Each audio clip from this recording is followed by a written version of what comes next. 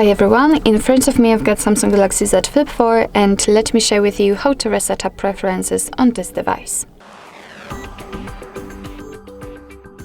So first of all, let's enter the settings and here we have to scroll down in order to find the apps. Let's tap on it and here simply tap on the three dots icon in the right upper corner. Now let's tap on Reset Up Preferences here, and as you can see, your device will simply inform you that it will reset all preferences for disabled apps, notification restrictions for apps, background data restrictions for apps, and permission restrictions. What's more, no worries, you won't lose any app data, so simply tap on Reset. And basically that's all. This is how to reset up preferences in your Samsung Galaxy Z Flip4.